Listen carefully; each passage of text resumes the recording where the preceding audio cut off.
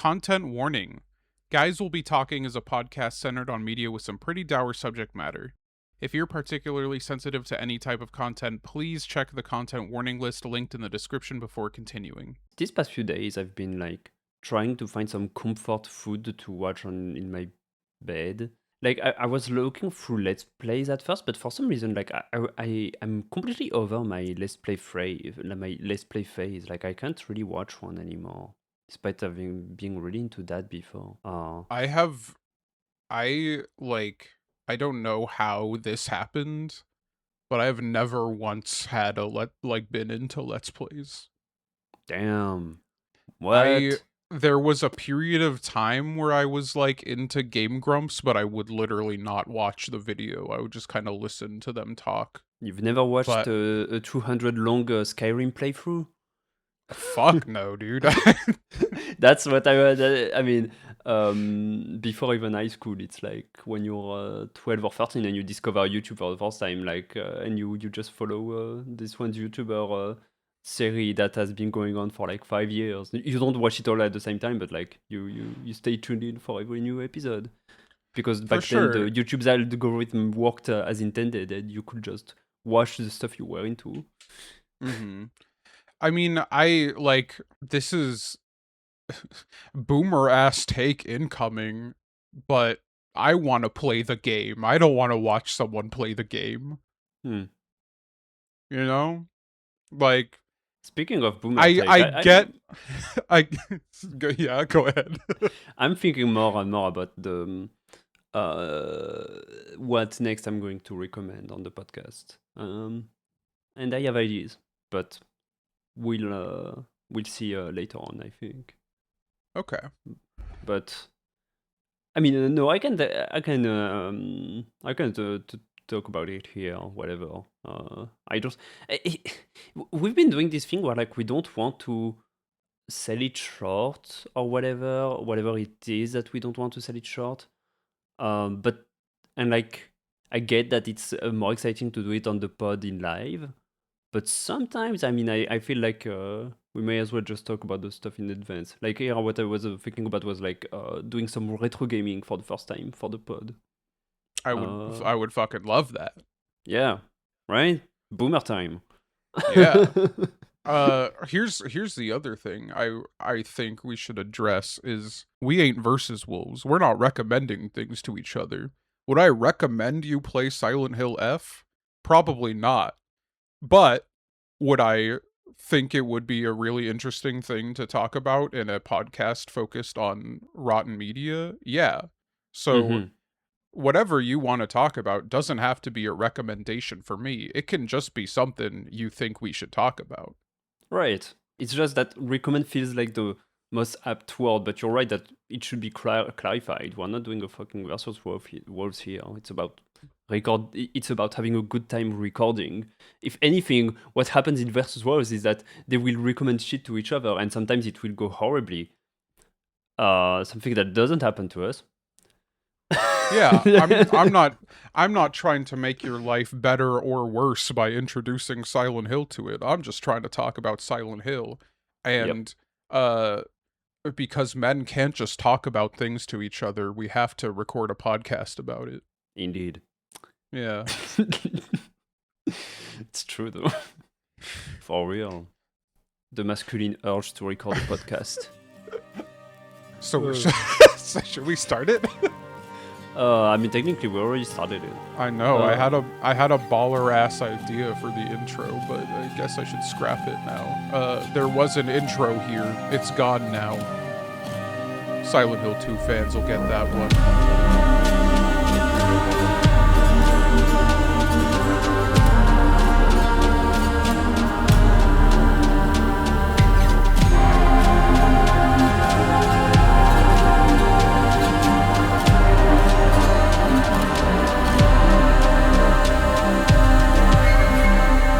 Welcome back, everybody, to the Guys Will Be Talking I'm curious. podcast. I want to hear your idea. I don't care if it was one Silent Hill reference, and then I did another one instead, and so it works out.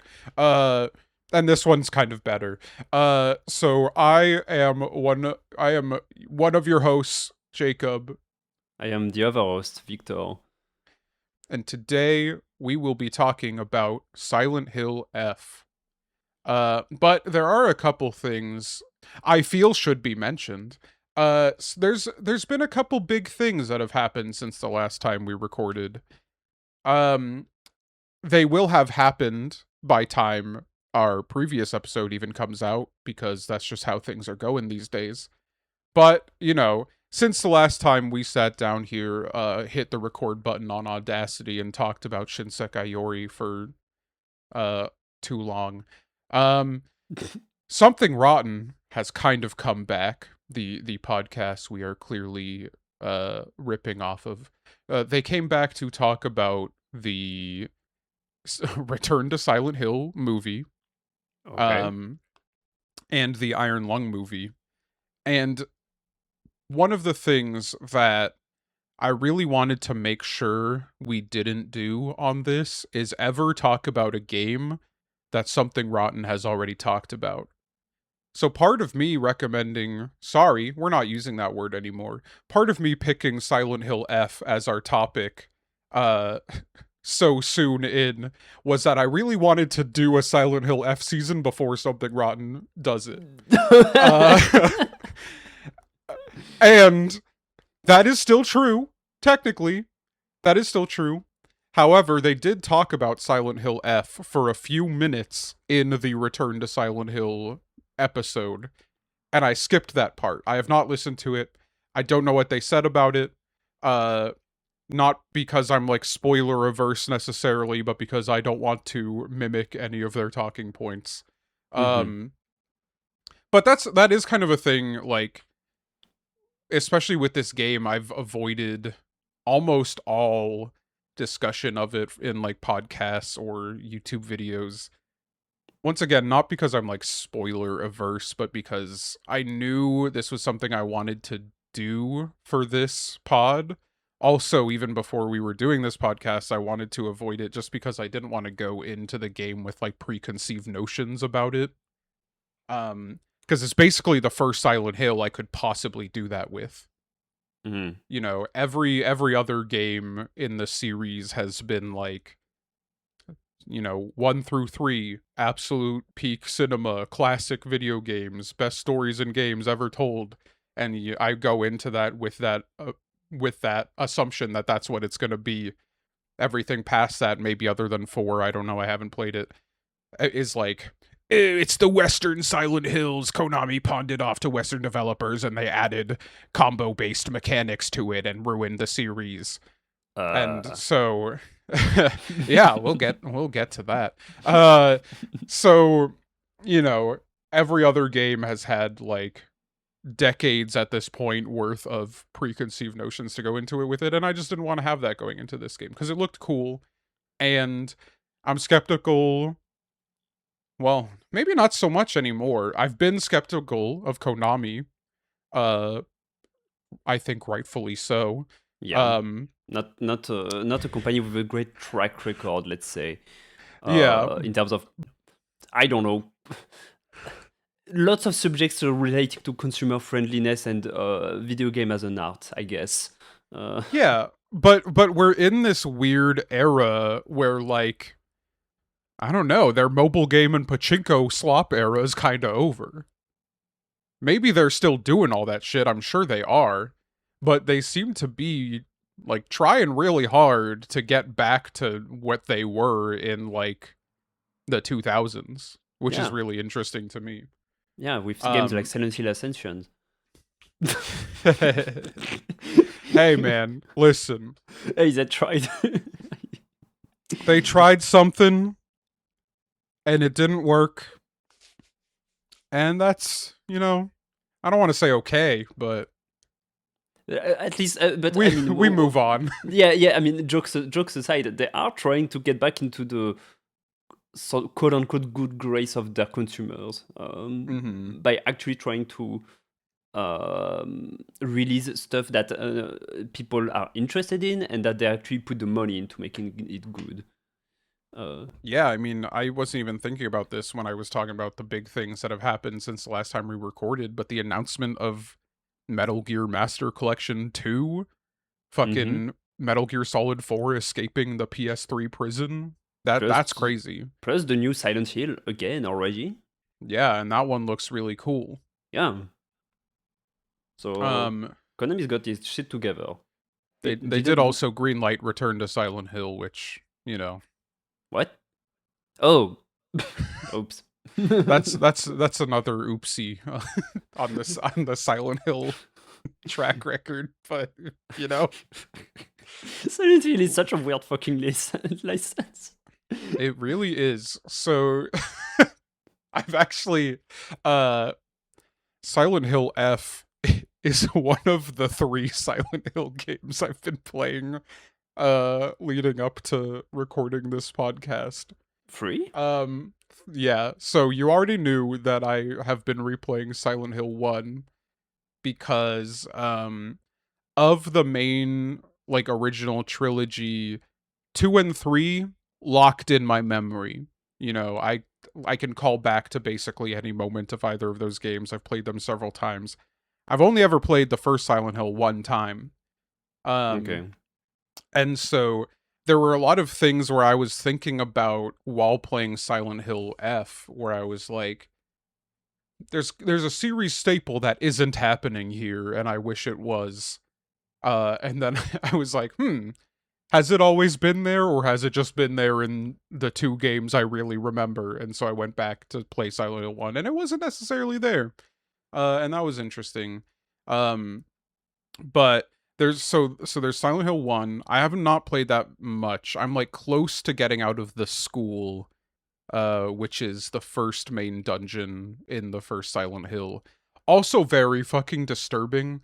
Silent Hill 1, of like the series that I've played at least, is like it's the least scary because of just how kind of ridiculous it is. Like the first monster you fight in the Silent Hill series is a fucking pterodactyl. What? Uh What the fuck? yeah. But it's like very viscerally disturbing, at least in the school section, which is where I've spent most of my time so far, because like the monsters in it, they're monsters, but they are child-shaped and sized monsters. And so Damn, it you get really to beat feels like children in Silent Hill 1.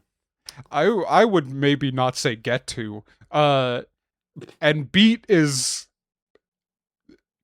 Silent Hill has not always been a melee focused series. Oh, okay. So it is kind of funny that this Japanese development studio went, "Hey, we're making a video game set in America. What's the first dungeon gonna be? Oh, a school shooting, and you're gonna be the shooter. That's scary, isn't it?" Damn. And that's That's really how it fucking- feels, because you just kind of walk in there, you've got your pistol. If you're me, you have like 80 rounds because you don't bother with the pterodactyls, and you just start blasting, and it's fucking it's kind of uncomfortable. I was about to ask if it was rotten rad or rotten. I guess yeah, rotten uncomfortable rotten.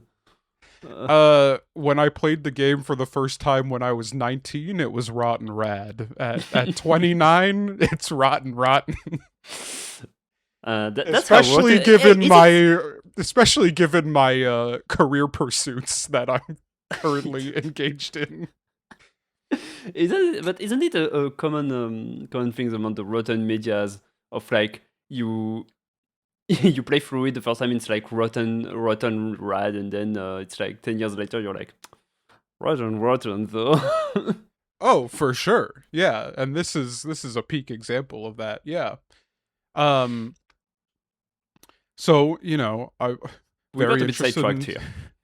Yeah, that's okay. I've been playing that on my PS Vita. Right.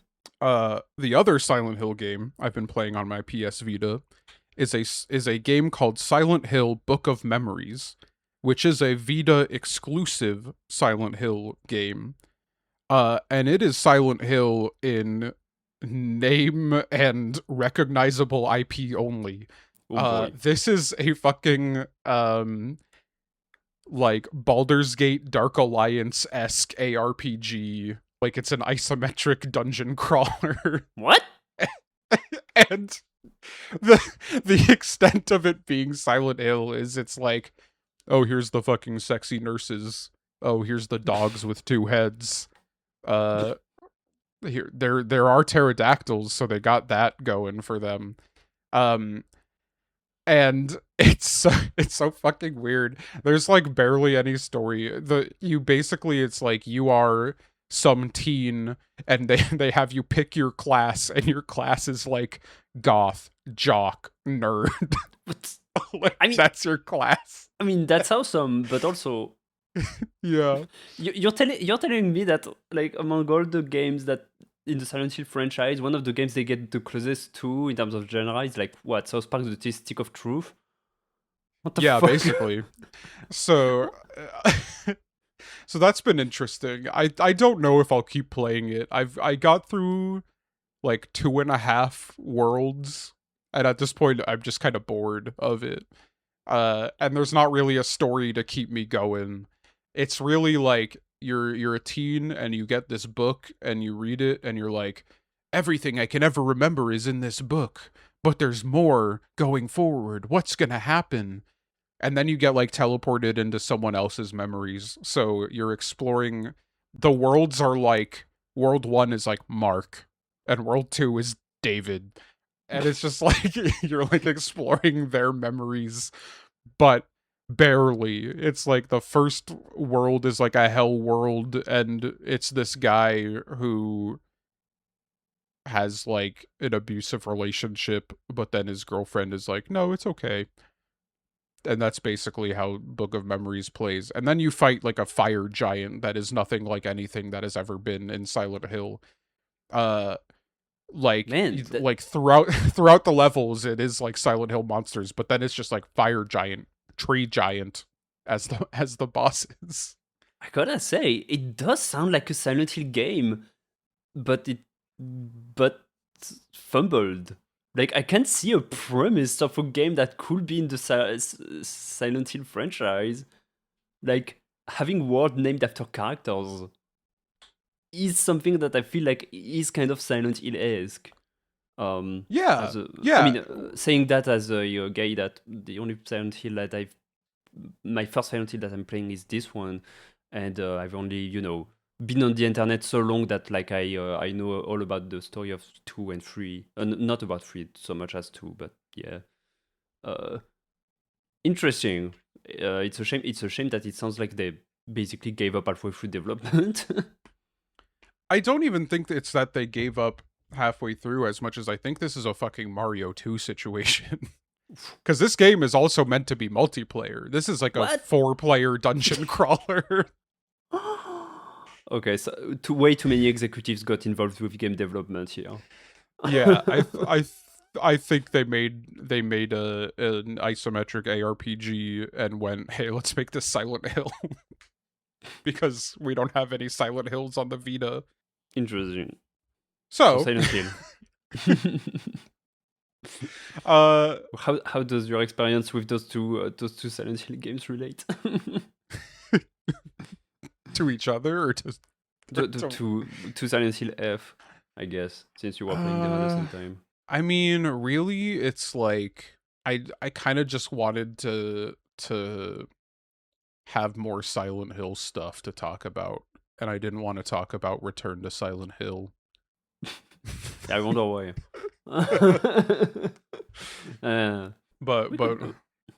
But how about you? How are you feeling? What have you been up to? Oh man. So I'm not into horror games. Playing this game was rough. I guess I'm going to talk about me trying to play my part of Silent Hill F. Go for it. So we were. So what we're covering on the podcast is up until the end of the school section. So like there's a school section followed by a dark shrine, followed by we leave the school basically. And that's where we ended. Hour-wise, how long did it take you to reach that actually? Like, what is your Steam count?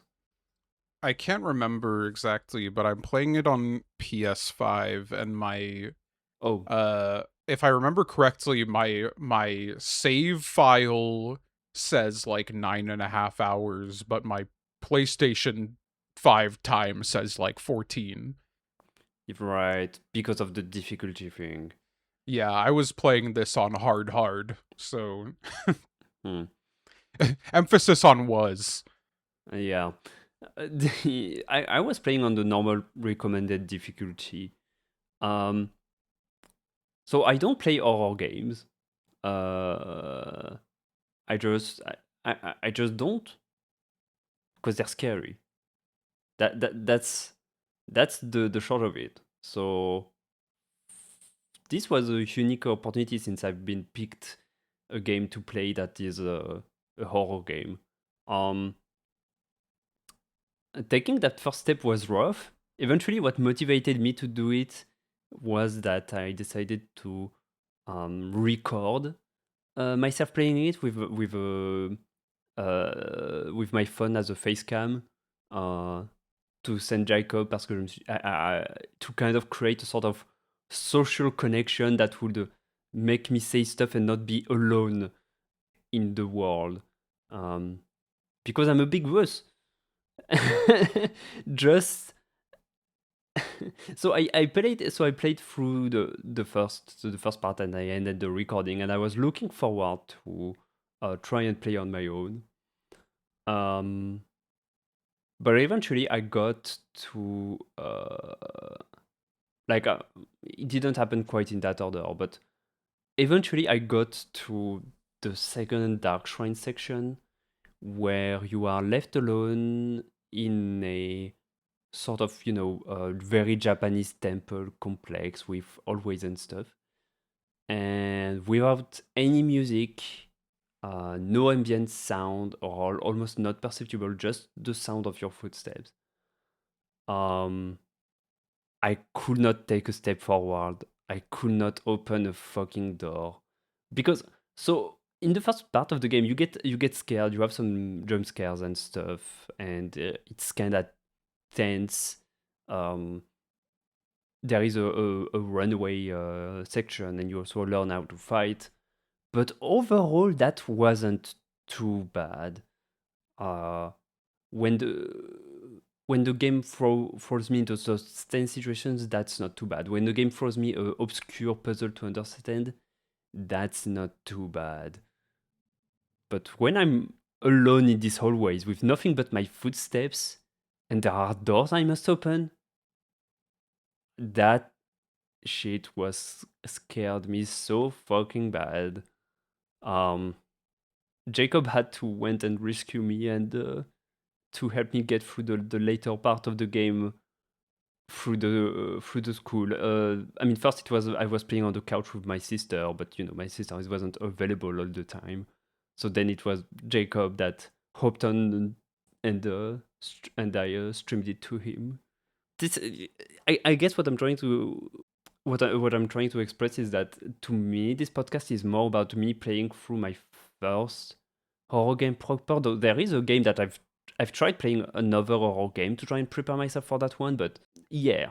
Yeah, basically, we were supposed to record this episode yesterday, and then I hopped on at our allotted recording time, and I checked Victor's Steam page and saw that Silent Hill F had not been played in like several days, and I knew he hadn't finished the section, so it was basically like, bro, Steam tells me you haven't played the game. We're not recording right now.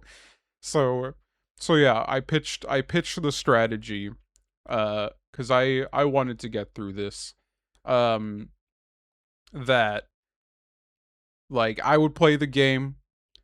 Well, at this point, I had already finished our section, so I would hop on with him and be there for him, not just because like as moral support as much as that is important, but also just because like I have my survival horror game sea legs, and Victor does not. So, you know, there were times where I was watching him like fumble around and be like, what do I do? And then I was like, all right, let's look at the map. I see you have 2 or 3 doors here that you have not explored. So maybe let's see, one of those doors is accessible right now. Maybe let's see what's on the other side of that door. And also, like, looking at a puzzle and then backing out of it to look at your notes. And I'm like, nah, bro, You I can just got say you. you can just say backseat gaming. Sure. But was that not what I was there for? I was it was, to me, it was much more about the moral support of having someone that I could have someone with me, that I wasn't scared shitless that I couldn't fucking take a step forward. That's Because fair. having to deal with a bullshit puzzle, like, that's whatever. Worst comes to worst, I can look up some quick solutions on some guide to get through it. If it becomes impossible, but like, it's the game itself that it was hard for me to get through. That is fair, but also what I wanted to do was, instead of getting stuck on a puzzle and looking up how to do it, I wanted to suggest ways you can think about the puzzle to solve it yourself. Yeah, it was way more fun that way, for sure. Yeah. Cuz you know, I talked a little bit about this to you, but I had just done the fucking music room puzzle in Silent Hill 1, which is completely inscrutable. If you're new to survival horror games, which I was at the time I played that game, and so I had to just look it up and like follow a guide back in the day. But when I did it the other day, I was like, all right, here's what I'm gonna do. Because unlike Silent Hill F, where there's a fat button prompt to open the journal while you're doing a puzzle, in the original Silent Hill, you have to look at with a puzzle you're doing and then walk over to the notes and go back and forth and back and forth. So I was like, I'm gonna fucking do this. I'm not gonna look it up. I remember this one. I remember this puzzle being traumatizing back in the day. I'm gonna fucking figure it out, because it's been almost 10 years since I played it and I do not remember the solution. So I got me some sticky notes. I wrote the whole fucking poem on the sticky notes. I drew the piano keys that I needed to press and all the particular traits of them, and it took me like 30 something minutes, but I finally got it, and it was such a sick fucking feeling to solve that stupid fucking piano puzzle. Here, yeah.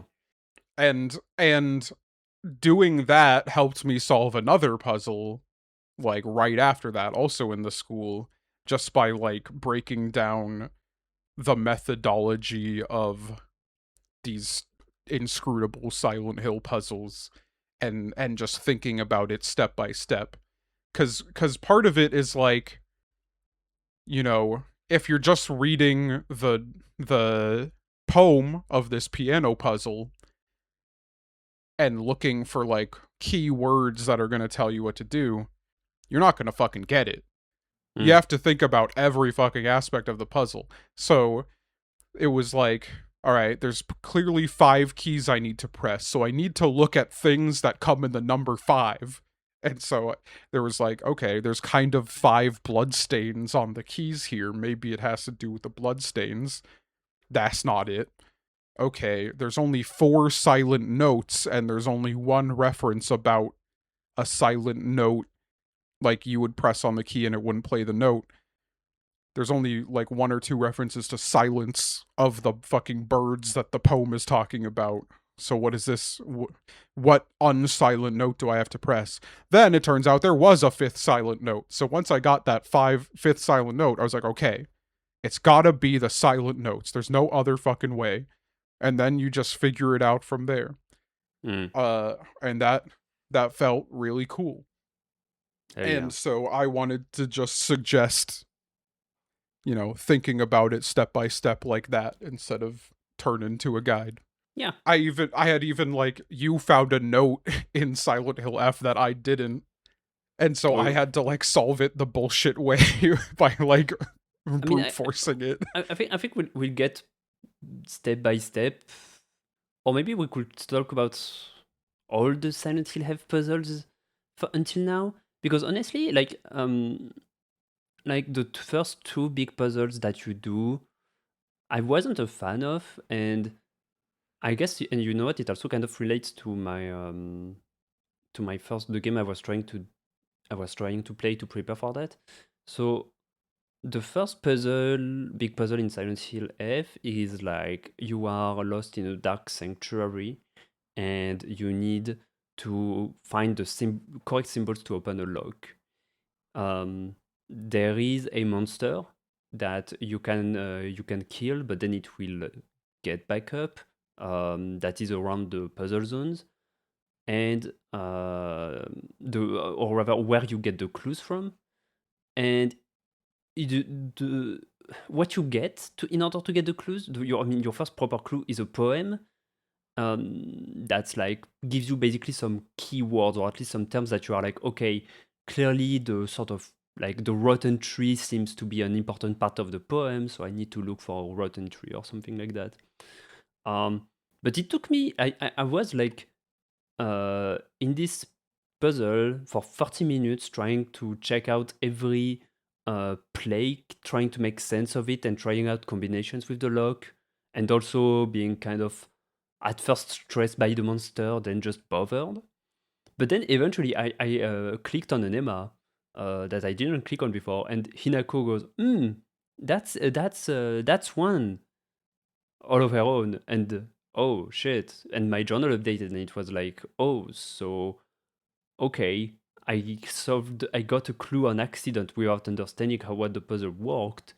And then it showed me on the minimap the remaining places where I could get clues from. Something that Yeah. I didn't realize because I assumed that all the clues were in the same big area.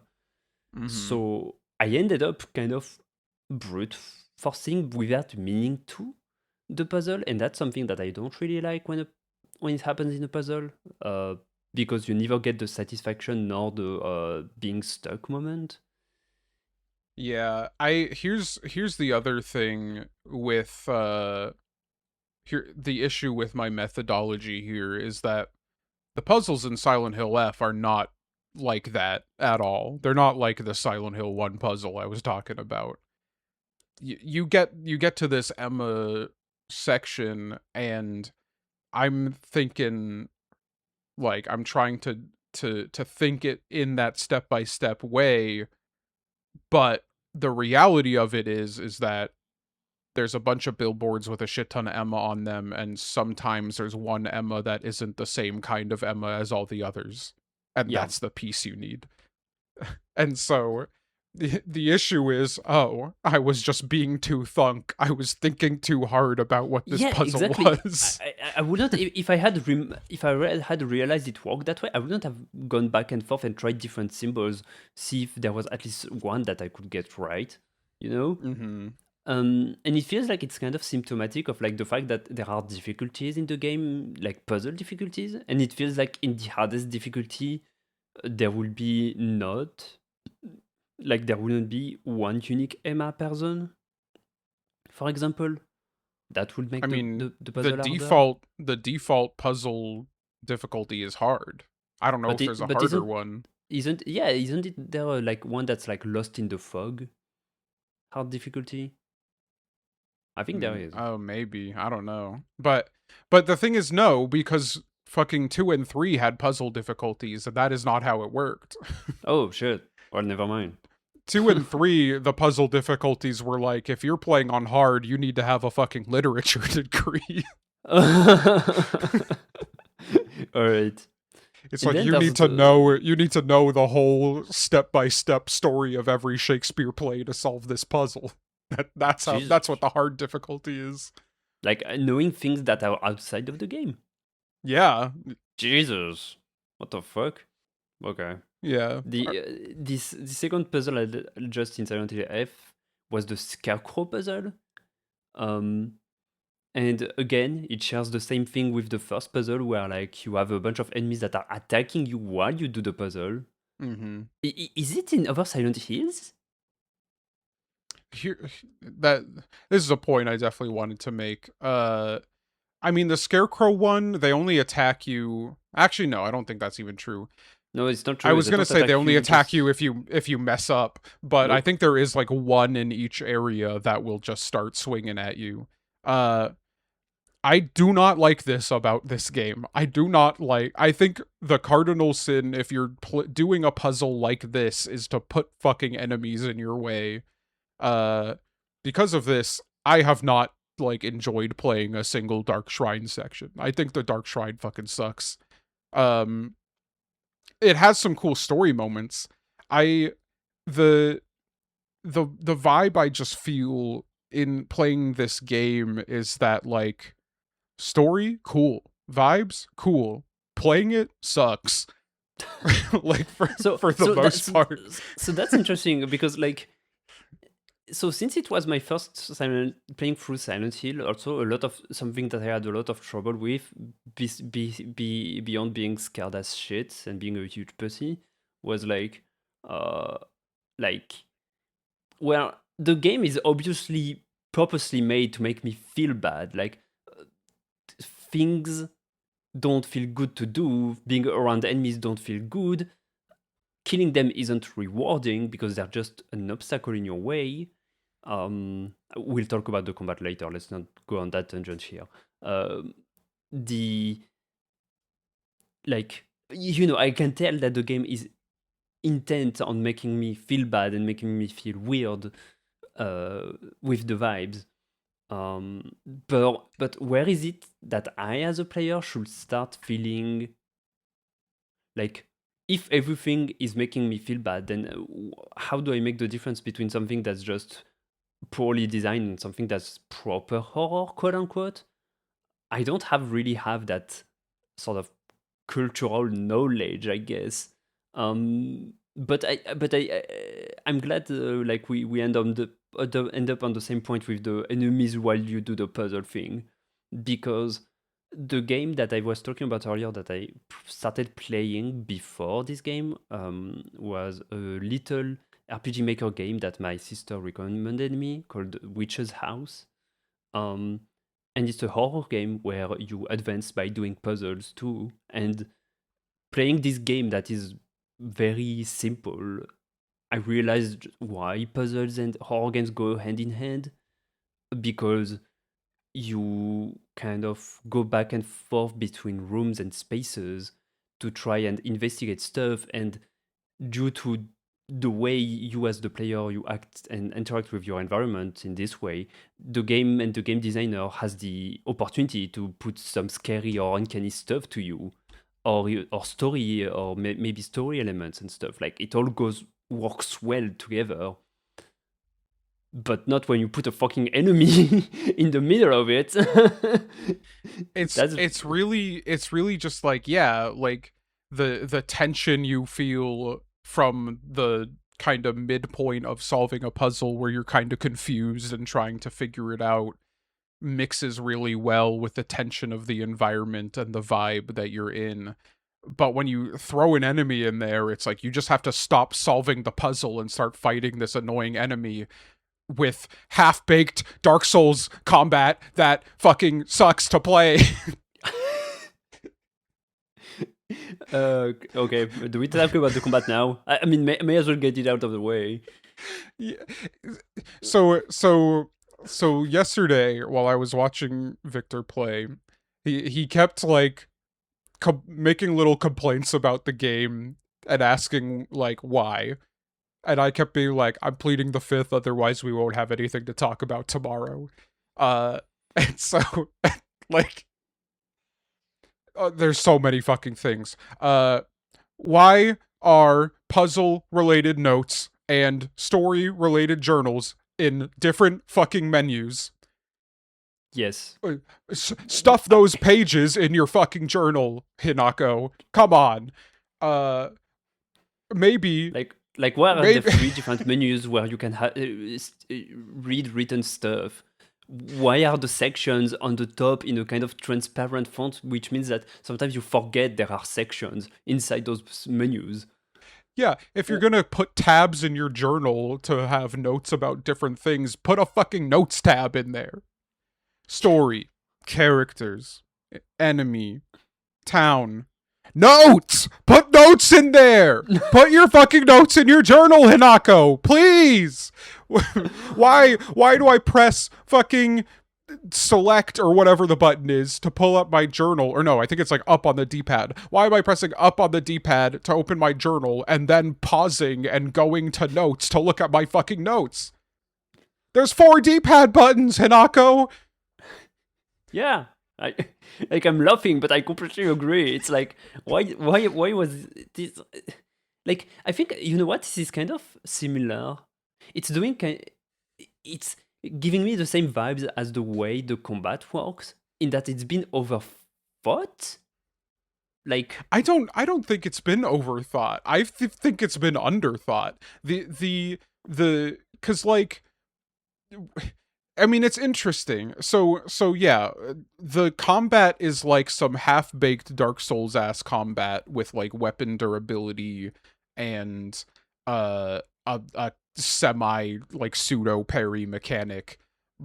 And there has been an interesting thing where the official way to lock onto an enemy is by pressing the right bumper. I asked Victor what button he presses to lock on yesterday and then did not explain why I asked that question. But it's because if you have the muscle memory of Dark Souls and you click in the right stick to lock onto an enemy, it still works. It still locks on. They know they are making Dark Souls combat mechanics. By right bumper, I meant the right stick. But to me, the bumper is the stick, when you press the stick. Why? Maybe it's not the right term. Okay, interesting. Because to me, I mean, because you tell me right, I don't know. Yeah, pressing the stick is fine. I don't know. Oh, no, you're right. I think the official way to target them is by pressing circle. Or X, or one of the two. Or B if you're on fucking Xbox controllers. Yeah, it's to press one of the face buttons, but also if you just click in the right stick, it still works. So like they wanted to incorporate Souls gameplay in here for some reason. And it just feels like any other Souls like game, like Lords of the Fallen or something like that, where they recognize that swinging your sword with like the bumpers and the triggers feels good, but they don't know like why the combat works by any other like methodology. You know, like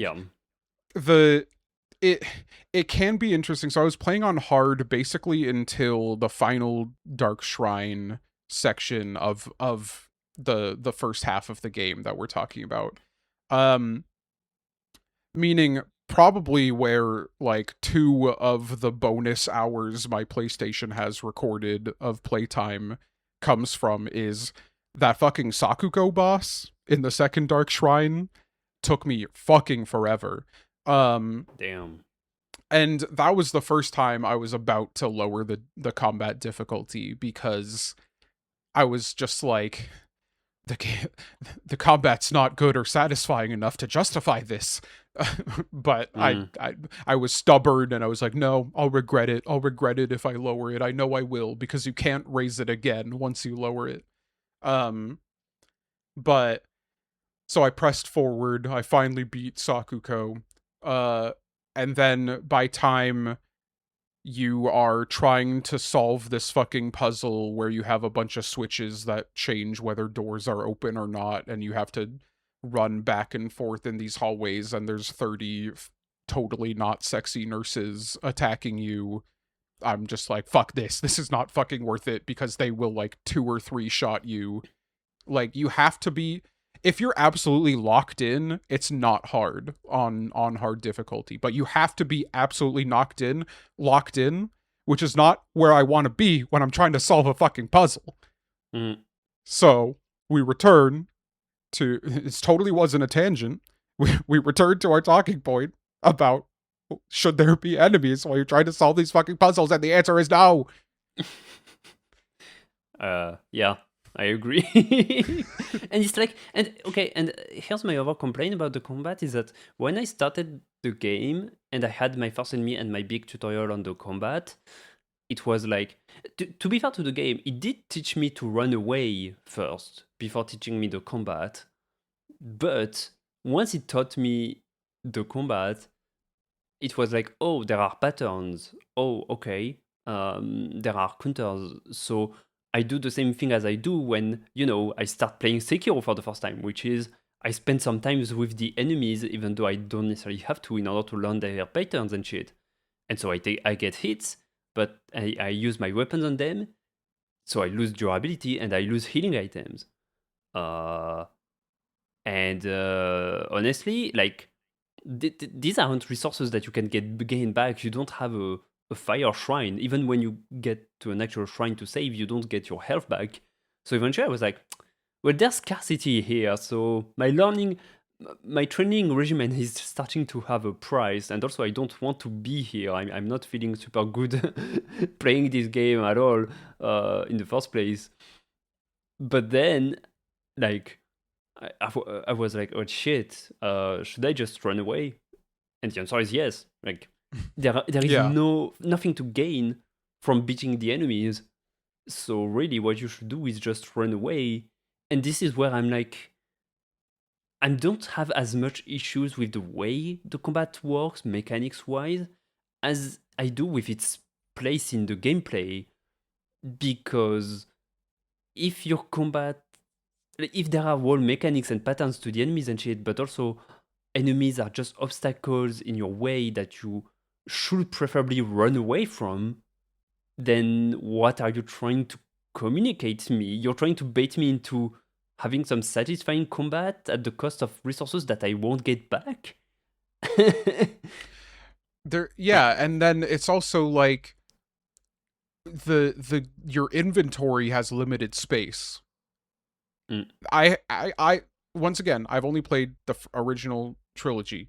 That has not been a thing in those games. You do not have a fucking limited inventory space.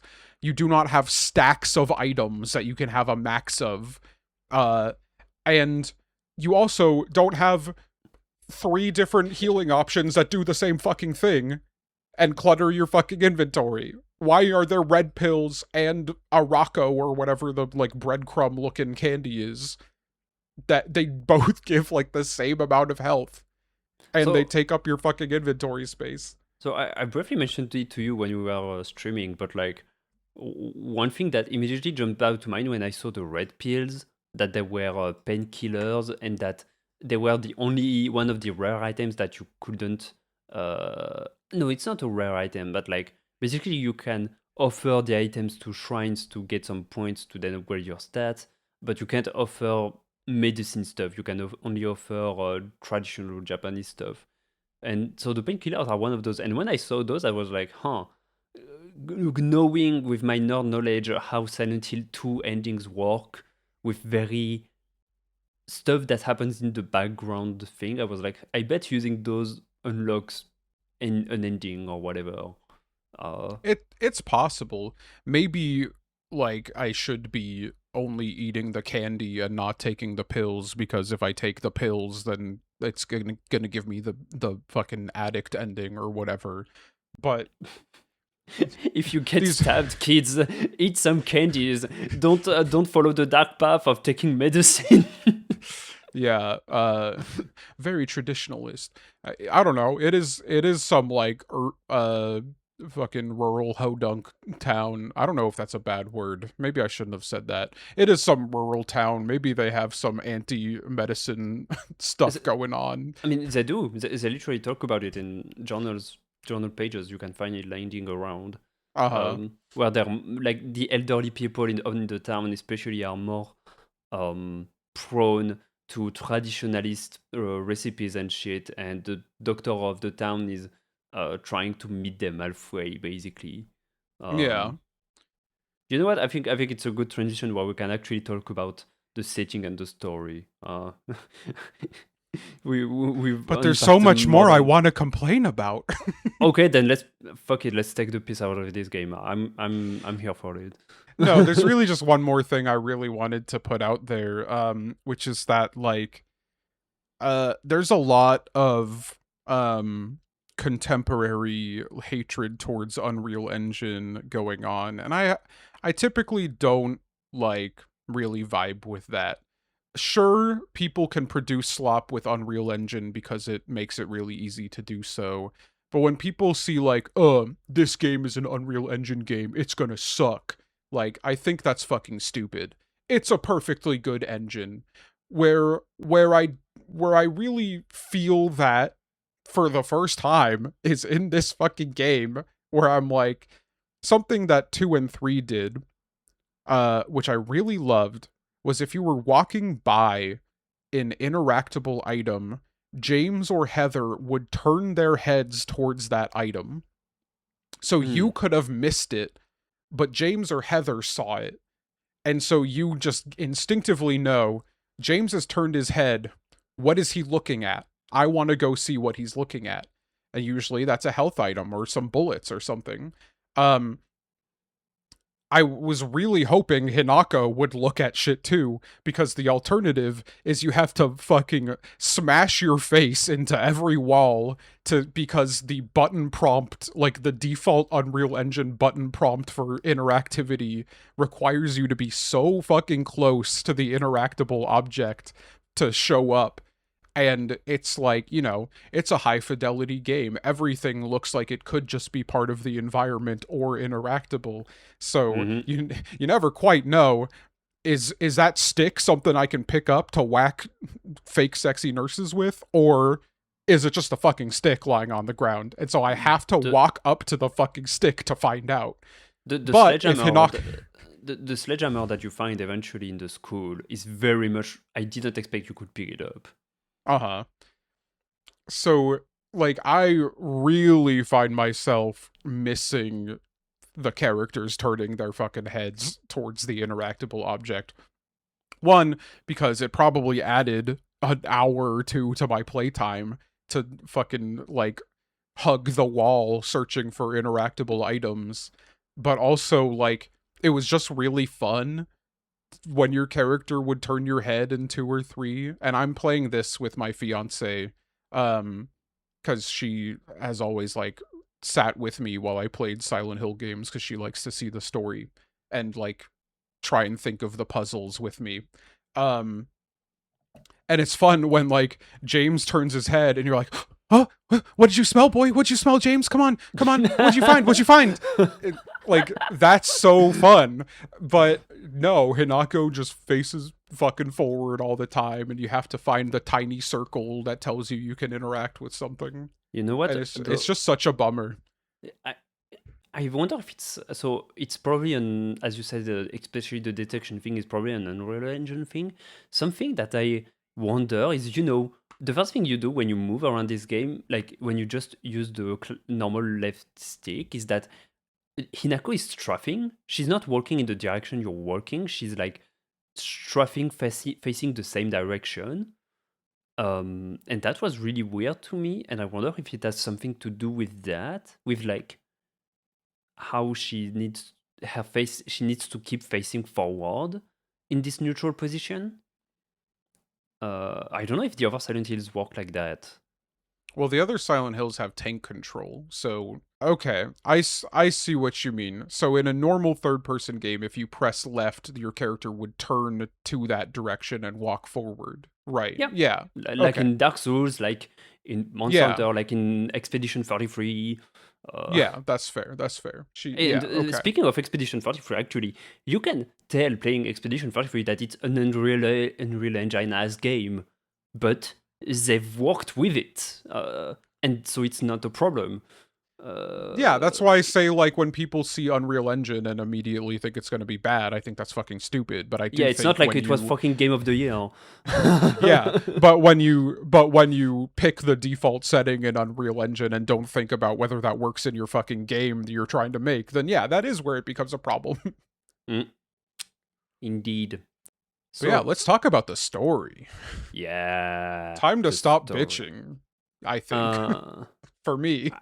I enjoyed bitching, but to me, it's explain except some complaints. Whatever. Let's get into it. It's mostly positive anyway on my end. Yeah. Um, the story takes place in 60s Japan. It's interesting because when you start the game, you get a content warning that's like um, characters. The game takes place in the 60s of Japan, and the characters talk in certain ways and like say some stuff that was now considered normal back then, and it doesn't represent the developers' point of view or whatever. It's an interesting content warning to put out because I don't think it was necessary considering just how creepy every cinematic is, honestly. But still, it's good. You start the story and immediately you're playing a little high schooler girl, and she gets yelled at by her father uh, because she doesn't listen to him or whatever, or he's clearly kind of drunk. The mother is like, "Hey, Dad loves you," and Hinako is like, "Right," and then she leaves the house, and the game commences. Um, you do meet her I sister just before that. Uh, I did think it was really interesting that both of the games I've suggested we talk about so far open up with an abusive father. right, damn. That's we have certain recurring themes in I guess so. we have going postal themes, we have killing children themes. Uh, so far, so good. Yeah, next time on Guys We'll Be Talking, we're going to be playing Postal 2. Oh, the game sounds good. I've never played it. Yeah, It's okay. all right. It's Yeah, it's 4chan bait. right. I've played enough Flash games. Yeah. Uh We meet the sister Junko. Nothing sinister going on in that cinematic, right? yeah, so here's an interesting thing I kind of clocked immediately with Junko uh and continued being kind of clear going forward. I mean, maybe this is too thunk, but everyone is wearing like navy or black, and the only characters we see wearing white are Junko and the fox mask Oh, I guy. didn't click on that. So this has a kind of um there's there's um there's suggestion that Junko has gone away, and at first it's not kind of clear, like, is it because she died or is it because she like just moved away? And then it kind of becomes clear because I think you get a note or something that It's in the she just journal. married, yeah, she married some guy and moved. Hmm. Um and so right now my theory, well, I don't think I have that theory anymore, but my theory at the beginning was that like Fox Mask was Junko's husband or something, cuz Hmm. they're the only ones wearing white. Uh but I don't know, that's probably a stupid fucking theory, especially given what's happened. Now my theory is that he's like Shu, uh or that he's no one we know at all and he's just a fucking corrupting force. Not that we don't totally trust him because he's not led us astray in any way. Um I feel like it's good. Like they talk a lot in this oh, village how okay. they talk a lot about in the lore how they have this. So I guess we kind of need to talk about Shintoism. There are two main religions in Japan. At least, I mean, in the 60s, there is Shintoism and Buddhism. You've probably already heard about Buddhism with the Buddha and the Zen and all that stuff. Shintoism is completely different. Like people may think of Japan and may make overlaps of the two, but they're completely different. Shintoism is about um, the basically the veneration of objects and certain past figures as deities, it's not it's still it's different again from monotheism, of course, but also from like polytheism with the Greeks. It's basically seeing the divine inside objects, objects that are made by man. So, for example, when you have the legend of the yokai, like I don't know if this one is famously known, but it's like when you leave a an umbrella lying around and you never pick it up again, then it will start becoming a yokai, a spirit for a yokai, because it has been left alone for too long. Well, that's Shintoism. That has nothing to do with Buddhism. And so, in the lore of this town, they talk a lot about how this town is peculiar because they worship in particular a certain fox called Hebisu, and that he's the sort of fox spirit that guards the town. And well, the fox guy being a fox guy and being in the dark shrine and stuff seems to me like the sort of eldritch entity that has kind of like is looming over this town for whatever nefarious purpose. Mm-hmm. Yeah, but I also think like in Shintoism, there's also the idea that like foxes guide you places. Right, this is part of the like They're beyond the items. There are also like figures and and characters and things that are considered kind of divine. Um, as you were saying, yeah, like it's kind of I don't know enough about Shintoism to give a proper explanation, but yes, you're right, it's part of it. yeah. So I don't think like Fox Mask. I mean, originally I thought maybe it was the fucking sister's husband or Shu or something. Uh, but now, yeah, obviously it's just like, especially seeing how he interacts with Hinako, he's clearly guiding her somewhere, and that somewhere is the path of fucking darkness or something. Did you get uh, a really creepy note in the second Dark Shrine section where you get the Naginata? the one where it tells you not to trust him. No, not that one. Which one? One that says like the wording it uses, you can only infer who is writing it. I suspect it's the Fox Mask, but I can't be sure. And it's like he's talking about a girl, and I assume Inako again, not sure. Oh yeah. And Mm-hmm. he's putting the warning like she is mine. Her blood, her nails, and her hairs, her everything is mine. I will not let anyone touch her. Or I will not forgive anyone. She is completely mine. You know, something like that. Mm-hmm. It feels like it could be, the Fox Mask and Hinako due to him guiding her and stuff and seemingly protecting her from the bad spirits.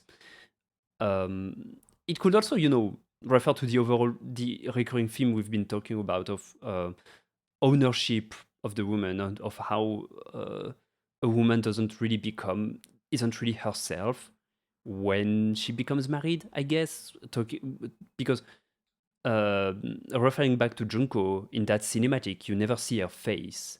You can see Yeah. the behind of her head, you can see her clothes and stuff, but you cannot see her face. And in the journal, Jesus fucking Christ, her face is anchored out, inkered out, rather. I mean, covered in ink in a very Mm-hmm. rad way in Yeah, Hinako's journal. I think that's another thing I want to shout out. As much as I complained about how Hinako doesn't stuff notes into her fucking journal, the journal is an absolute high point of this game. I fucking love the journal. Yeah. Like Hinako has something to say about like all the stuff that's going on. She writes like these passages about it, but she also draws these really fucking cool drawings.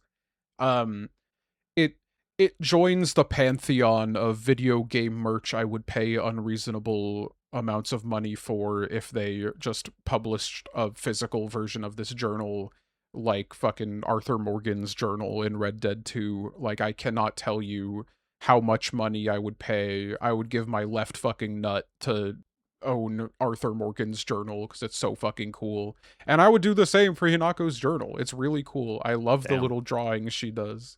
So left nut and right nut for both of the journals. I might keep my right nut, but I would give my left nut. I mean, honestly, I would give my left nut away for anything. My left nut can fucking suck a nut, you know? All right. So yeah, the journal fucking rules and the overall like designs, like everything that is written, that is rather drawn in this game fucking rules. The fucking shit you see on the map appearing, like the map is at first very practical, showing you which are all way you've already visited, which paths are blocked and stuff. But you get sometimes some like, oh, you've seen some shit there, and there's a very stylized drawing appearing of that something, or of something evocative, or of something completely different that just looks fucked. It rules. It really rules. And as much as the game is an Unreal Engine as game, I truly think that they've done something special with the graphics when you're in game. Like about the way the characters look, the clothes, the items, how each and everyone is very precisely modelized. Like it's a treat, honestly, to be in this world sometimes, because it's like you've seen a bunch of hyper realistic stuff in, like, I don't know, the Division game or the new Far Cry games or a bunch of Western games, but not as much for like traditional 60s Japan, you know? Yeah. Um, And we get I w- plenty of like Edo period shit, yeah, in the you know, Dark we Shrines, got we get some more surrealist Japan. not even what I meant. I mean, like, you get plenty of Edo period stuff in other games, like in fucking Tsushima or like Assassin's Creed Shadows, or like name the fucking game. Right. You get plenty of like hyper real graphics in that, but you don't get any for this like rural town in like, yeah, Modern like age. in the, yeah, semi-modern, and it feels really cool to be exploring that.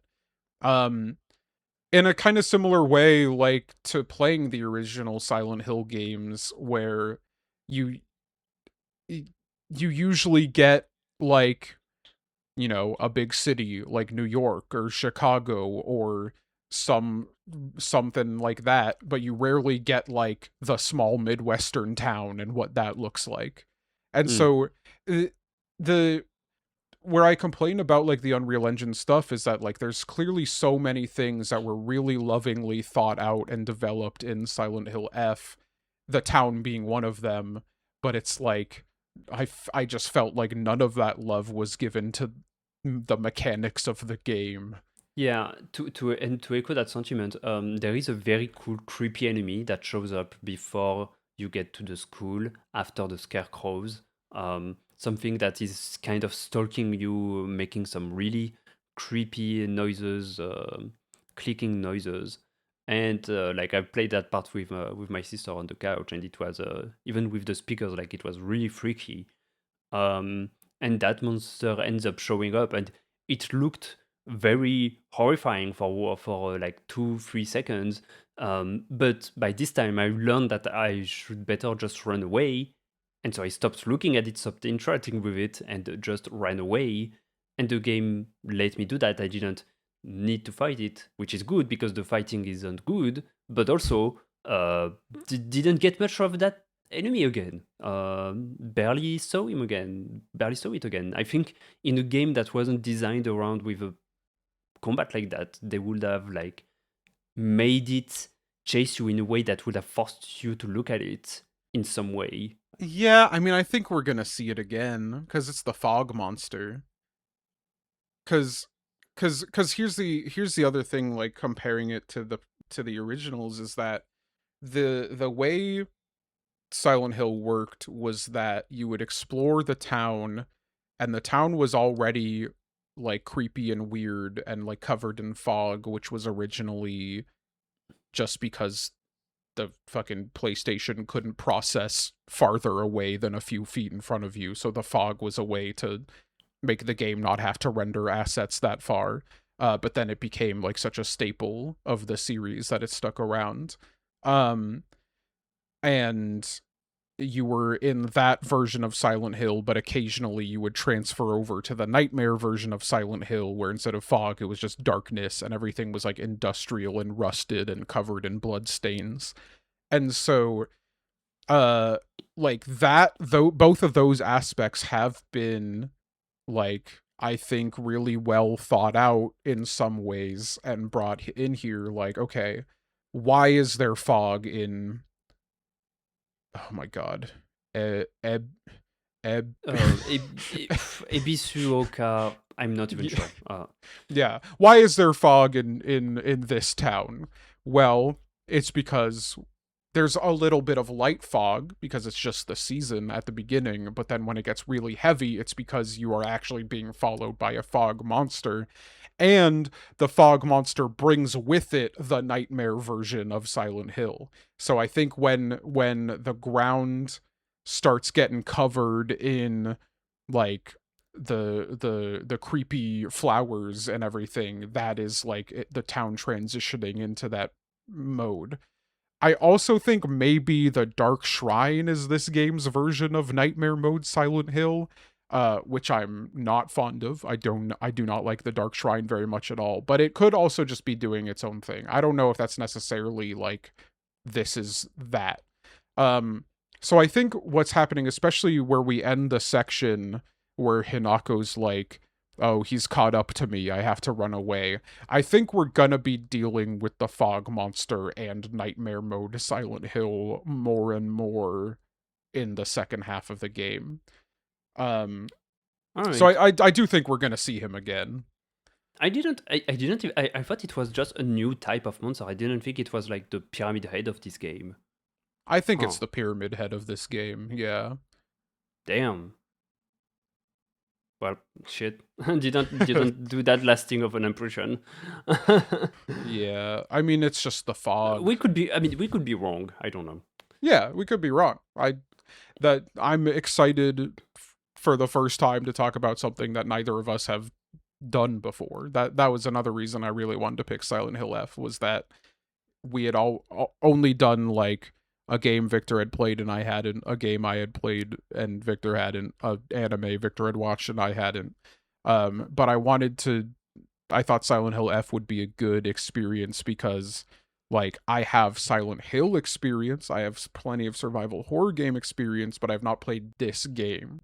So I'm excited at the aspect of us like thinking, like wondering what's gonna happen rather than one of us just knowing. Before going back to the story, I wanted to talk a bit about the ambience. Also the I guess getting more into why the fuck this game scares the shit out of me. Like, fuck, how do you do that in podcast format? There are, I guess, two. You are either in exploration mode or in downright being chased mode, I guess, or in puzzle mode, and this gets muddied when you are doing a puzzle and being chased at the same time. But moving on, the game will like, there is a certain soundscape it does with the music and you walking around and only hearing your footsteps, or maybe having some ambience noise like a little light flickering, some radio static, some house of wood creaking. It's all very spooky and very well done. And then the music goes crazy when monsters start seeing you with some very disturbing instruments and stuff. And honestly, the sort of like jump scare, scary thing with the monsters, like it scares me 1 or 2 seconds, but it's fine. Something that this game does that I hate. So I mentioned how I'm utterly terrified when like it's only me and the sounds of my footsteps. But also, like, I am convinced that sometimes you hear things or you see things that are unnatural from what you've seen before. Like, for example, you know, when you are in the fields with the scarecrow, sometimes you will look and there's a scarecrow, and you will look again and that scarecrow is gone. Sometimes I will straight up hear sounds of footsteps that feel like they're right beside me, but the monster is actually much farther away. That puts me on such a fucking edge. Uh, Speaking speaking of the disappearing scarecrows, did you see the note in that field about the dancing scarecrow? I don't think so. So there's a section when you're out, it's not when you're doing the like scarecrow puzzle, but there's a section where you're going through the fields and you have like really thin paths you can walk on in kind of like a grid-like format. Yeah. And there's all those scarecrows out in the fields that if you look at and turn around, they'll move. But there's a note that has like the story of the dancing scarecrow, and it's just this tale of this yokai where like if you see a dancing scarecrow, stop looking at it, because if you look at it for too long, it will attack you. And I spent so long in these fields trying to find the fucking dancing scarecrow. I don't know, because that just feels like such a, like, here's a secret little enemy you can find in this game kind of note. Mm-hmm. Yeah, it And does. I spent so long looking for it, and then I thought it was tied to the scarecrows look like moving when you looked away from them. So I was like trying to figure out the puzzle, like find the pattern of how to look at them and then look away, and like maybe eventually if I kept following one it would turn into the dancing scarecrow. And that's part of where my playtime came in. I spent probably like 30-40 minutes trying to summon the dancing scarecrow, but I never found it. Damn. I don't know if it's in the game. I mean, maybe this is a fucking GTA 5 Sasquatch hunt. I'm going to be playing Silent Hill F for 10 years trying to find the dancing scarecrow. I mean, hopefully there is in this case because it seemed fairly explicit. The scarecrows are scary and they represent characters. Let's talk about characters. Killer transition, man. I know, right? So we get out of the house with Hinako at the beginning and we hang out, we find the other characters that we're going to hang out. I feel like all the rest of the game. I don't know if we'll get introduced to new characters, but we'll see. And that's Shu, Rinko, and Sakuko. That first cinematic when you see them is very awkward. Like, before even having the group meet up, you see Sakuko that calls you a traitor, that calls Hinako a traitor very quickly, kind of in her back. What did you get? What was your first reaction when you saw that first group meetup? Well, so here's this kind of ties into this, which is that um I probably don't have to keep making this disclaimer. I've only played the original 3 games before this. I don't know how the other games after that worked, but historically, Silent Hill has never been the character you're playing's hometown. You have always ventured into Silent Hill. So it was really interesting to me that this was taking place in the place you live. Silent Hill has clearly already started. Like the event, the thing, The silent healing. the silent hilling has clearly already started the second Hinako leaves the house, because nobody's around. The parents are gone, the adults are gone. There's a crashed car with no one around, and Hinako is like a little concerned about it, but clearly not concerned enough to question why the fuck there's just this big crashed car in the road and nothing and no one cares about it. And so the thing that was really exciting to me about all these characters being here, especially since the silent hilling has clearly already started, is that if someone is in Silent Hill, there's something going on with them. So it was cool for me that like Hinako and her friends are just there. You know? Like it was exciting to just have a cast of characters that already know each other, but also all clearly have some weird fucking shit going on with them that would cause them to be in Silent Hill. Right. So that jumped to me immediately, and I was just kind of wondering what that was. That was kind of how I interacted with this opening scene, was wondering what was going on with these people, especially with Shu, because at first Shu kind of seems like the only normal person in this group of friends. And because like Sakuko keeps calling you a traitor, and like being a little weird. She's also, though, she dies like fucking immediately. Like the second Silent Hilling starts ramping up and you start going into Nightmare Zone, Sakuko fucking eats it. And so at first I was thinking maybe Sakuko was a normal person and Silent Hill has taken her because she was too normal. That becomes, it's pretty clear that's not the case Yeah. as it goes on. Rinko immediately clocked, oh, this is my op. Yeah. Shu and Hinako have been friends forever. They call each other partner. An interesting thing that the game hits off right away is basically saying that like Hinako is not traditionally feminine. Mhm. So like she part of the confrontation with her parents is about that, but also you can see part of her connection to Shu has to do with that she's like, I don't know, what some people would call a tomboy, I guess. And Rinko is clearly jealous of her connection to Shu because she is clearly in love with this guy. Mhm. And resents Hinako for being so close to him. And Yeah. so I like, yeah, I spent this opening cutscene being like, what's gonna fucking happen with these people? What's going on with them? Because I know if they're here, there's gotta be something. Yeah. What I found was interesting was like there was clearly each each of them had a sort of different opinion on Hinako, but Hinako didn't really have an opinion on them, which kind of works, as a meta, that's the character you're playing thing. Yeah. What I would say is that like I don't know what, even after having played all this part, I don't know what Hinako's deal is with them or with herself, and why is it that she's in Silent Hill? And that got kind of like, it feels like we won't get the answer to that due to the last Dark Shrine section.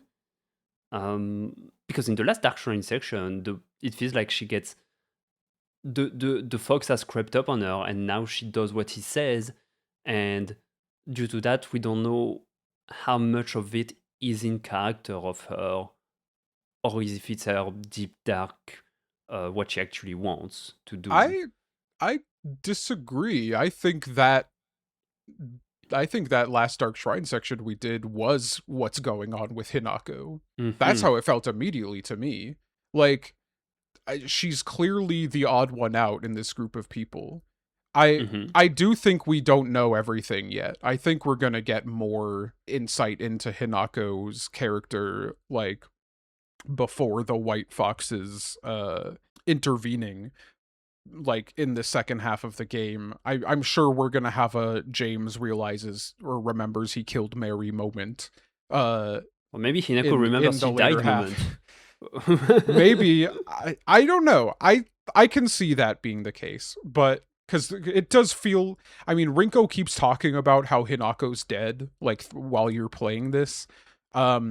She, but I feel like we're getting a lot of these notes in like the Dark Shrine section, especially, that kind of feel to me like Rinko's planning something, and these are the notes she writes in the future after her plan has come to fruition. But I don't know. Oh, that's interesting. So, because I think the Dark Shrine just represents like the inner desires of everybody, and I think that's really clear with what you do as Hinako.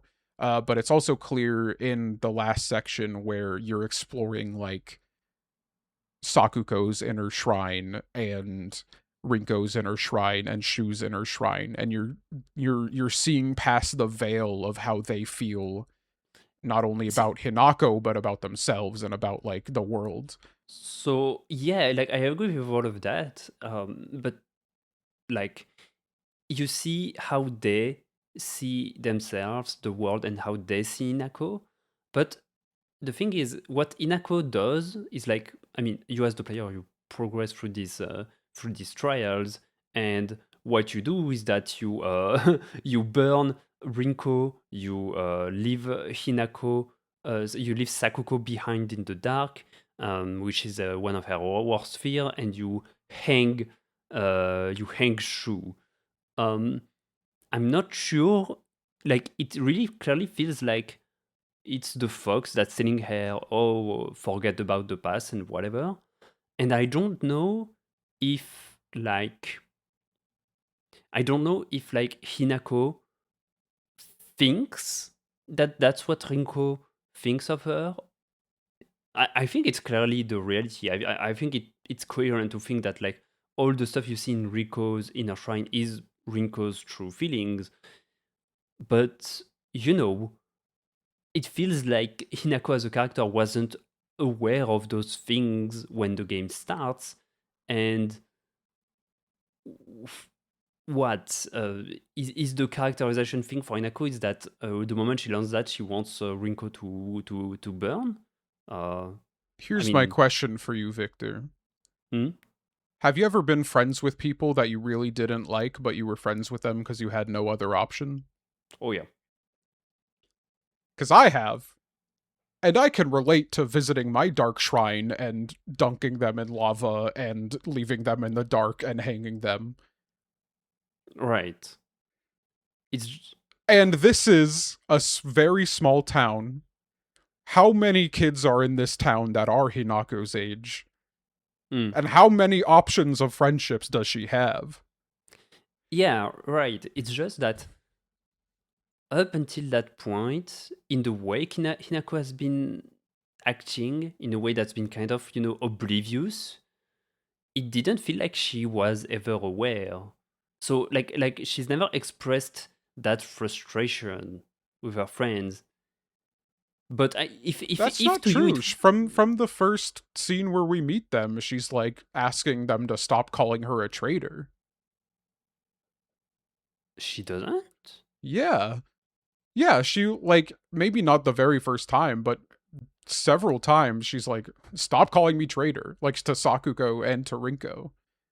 And I think like the thing that I felt really strongly was especially through this section was that Shu was the last thing she was holding on to. Shu was what was keeping her going.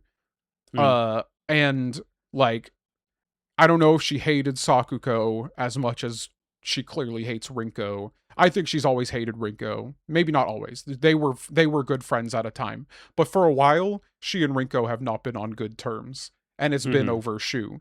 I don't know how good of terms she was with Sakuko, but Sakuko is part of the problem. She's the first person during the events of the game that calls her a traitor. She has taken Rinko's side.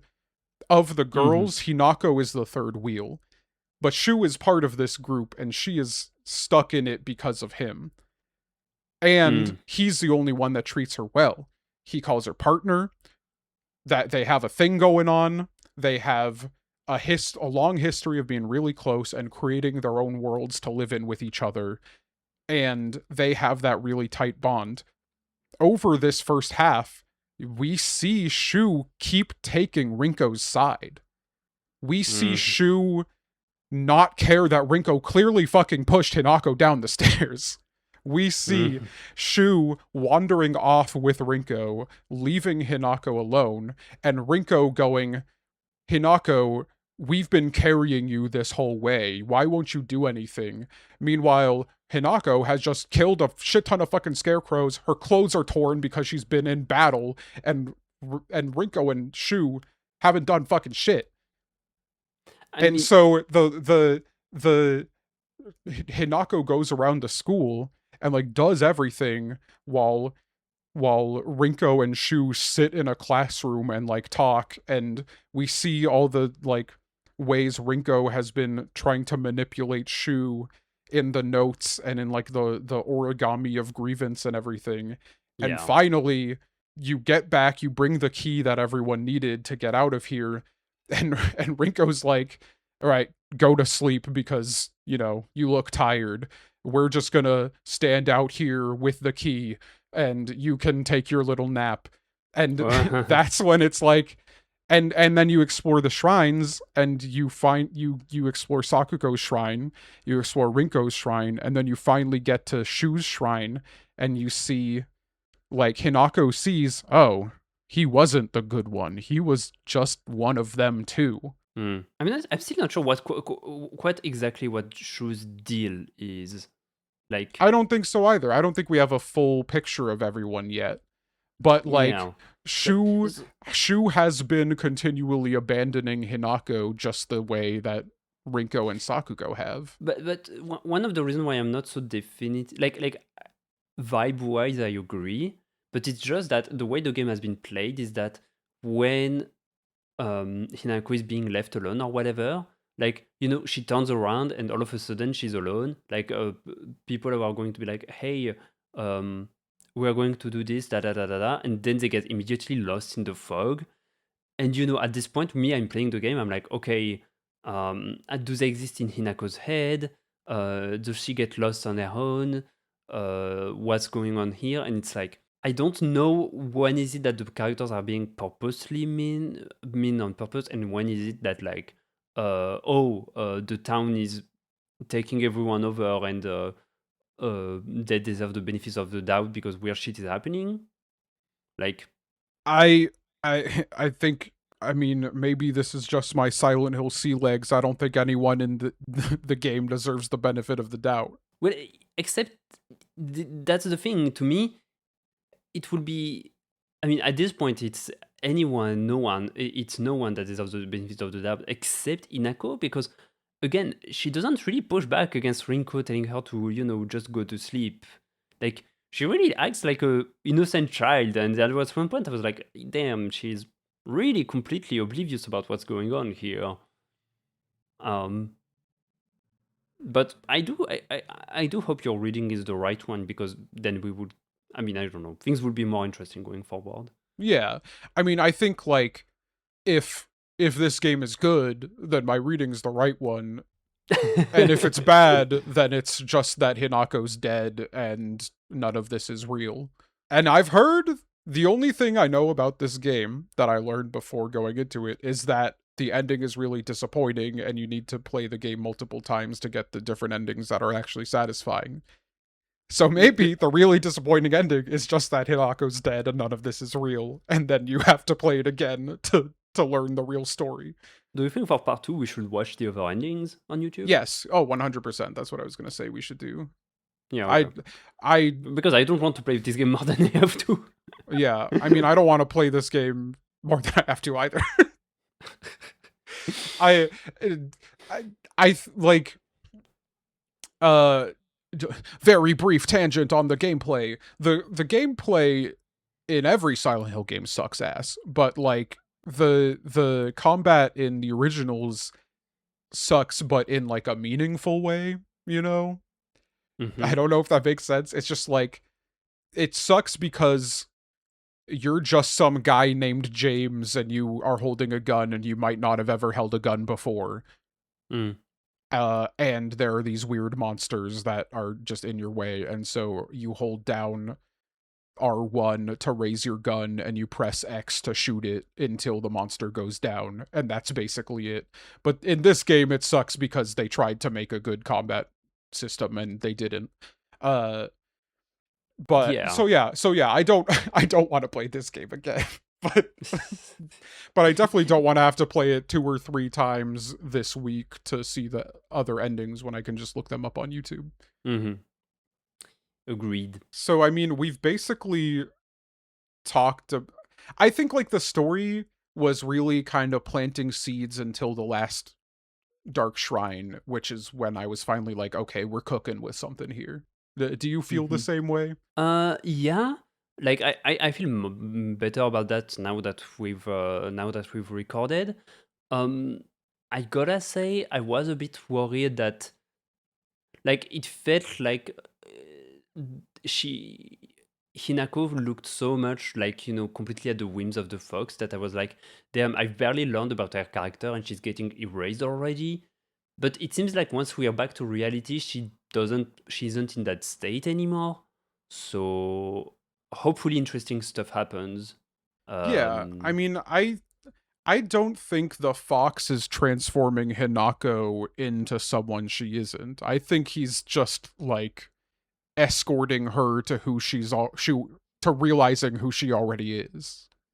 I don't think anyone in Silent Hill His he does explicitly say that she should forget about the past.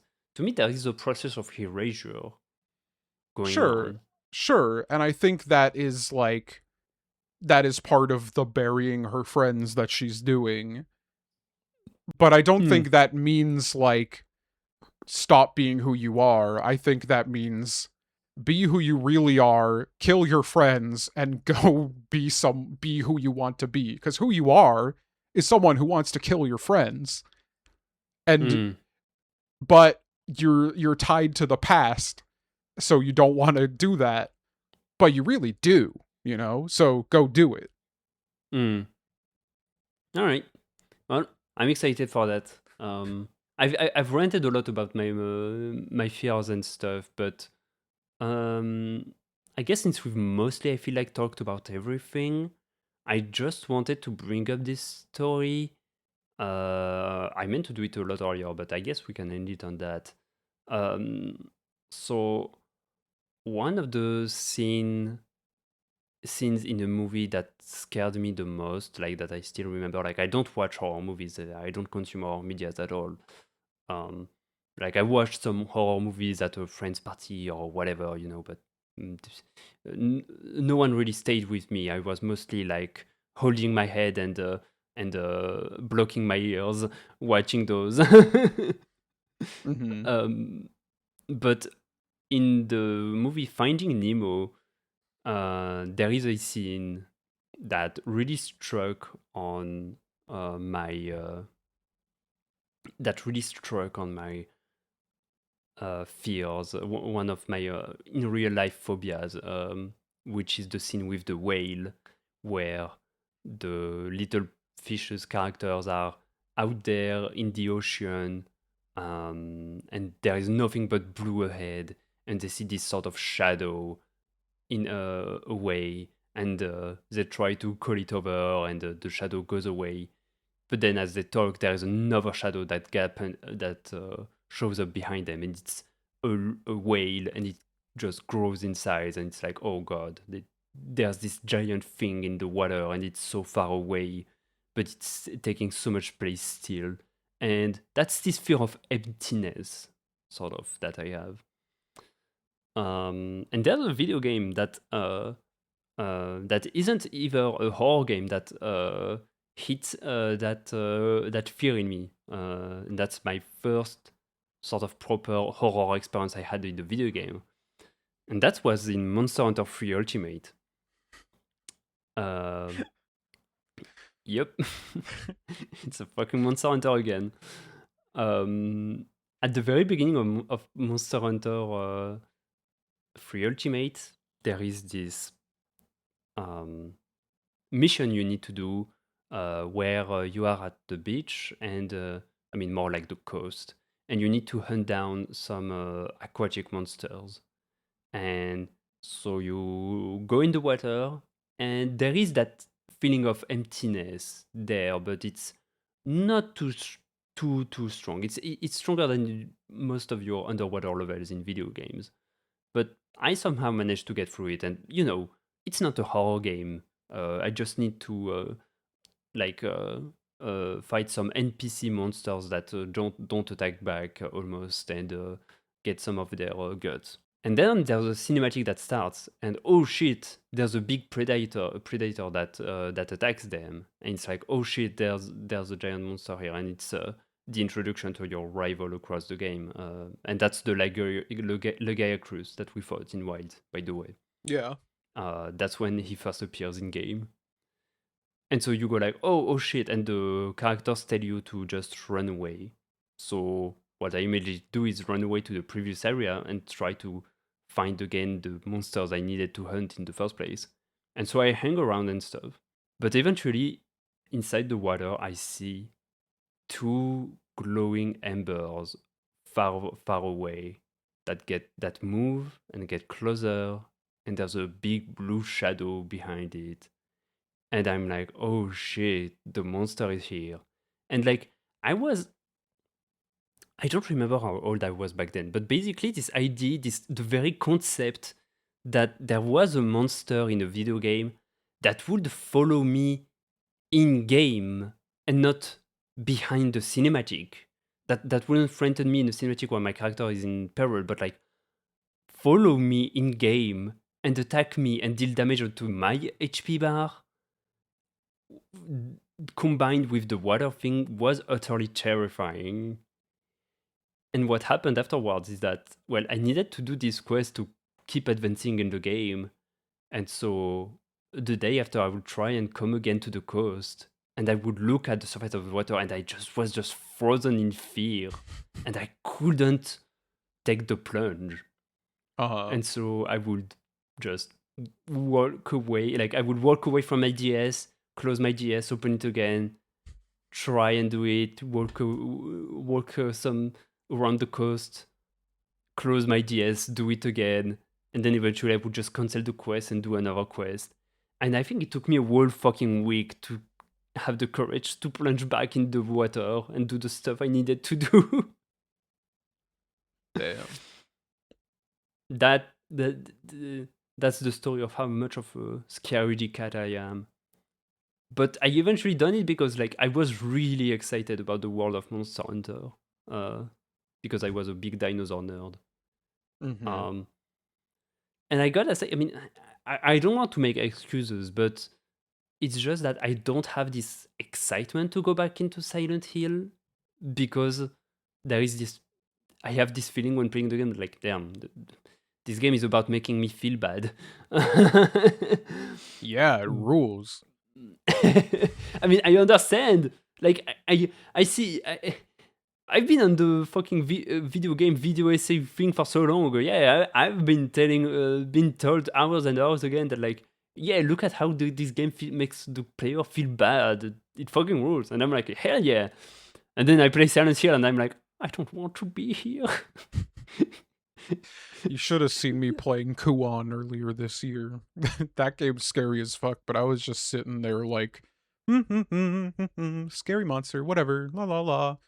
Fucking rules. I don't know. There's something about being in a dark, weird place and there's some weird shit going on, and it's just like, it's the vibe, man. It's the fucking vibe. And you know what? I do think so. I talked about the witch's house before. I honestly feel like I got like so. I still haven't played it on my own purely. I've still played it with my sister since she knows the game and she wants to watch me get jump scared.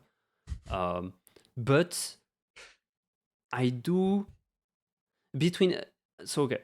We've also recently, me and Jacob, we finished Dark Souls Remastered in co-op. In that, Jacob shamaned me through my first playthrough of Dark Souls, and I really want to come back in that game and be immersed in that world in solo.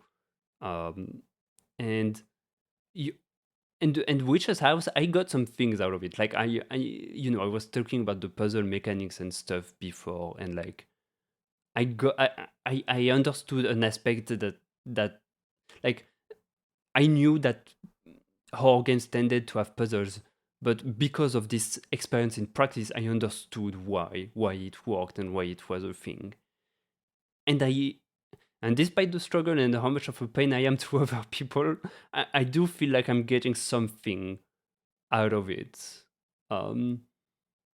So I'm excited for the future of Guys Will Be Talking because I have some ideas of recommendations. I mean, not recommendations, of picks that I will do for the future. Cool. Maybe we should play Dino Crisis if you're such a dinosaur nerd. Oh, I don't know, man. I guess. I don't know how rotten that game is or even what the fucking story of Dino Crisis is. All I know is that I want to play it. They just released ports of it on Steam. They like shadow dropped them a few weeks ago. Maybe, I don't know. Okay, maybe. It would be fun. It would be fun to take that plunge. I mean, if we do take that plunge for Guys Will Be Talking, I will be a huge pain in the ass dinosaur nerd on the pod. I gotta warn you, but perfect. Like, maybe that'll compel you to play the game. Maybe. Yeah, so the other thing that The other big thing that happened since the last time we recorded that I meant to mention 2 hours ago was Resident Evil Requiem came out, and holy fucking shit, what a game. We should talk about that. Honestly, I mean, when I see people talking about the game and how it feels to play Leon after playing Rachel, is that her name? No, Her name is Grace. Grace. What the fuck is wrong with me and Rachel these days? I don't know. Anyway, What does that mean? because the last time, we were talking about Enzu in Yu-Gi-Oh! And I thought her name was Rachel. Oh, yeah. Anyway, Resident Evil Requiem looks like a game that's really, really rad and appealing to play. But maybe grass is greener and that fucking quote that I hate and all that. And I'm seeing that from the Silent Hill Heavy perspective, and Resident Evil Requiem would scare the shit out of me way more. I don't know. Probably the former. Oh, I mean, the scariest parts of Resident Evil Requiem are far, far scarier than Silent Hill. Great. But then you get to be Leon Kennedy and you get to fucking roundhouse kick all the things that were scary to you an hour ago. And that fucking and first rules. first on those arms. Hell yeah. Thank you for listening to Guys Will Be Talking. This has been a pleasure. Join us again next time when we will finish Silent Hill F. Yeah. Goodbye.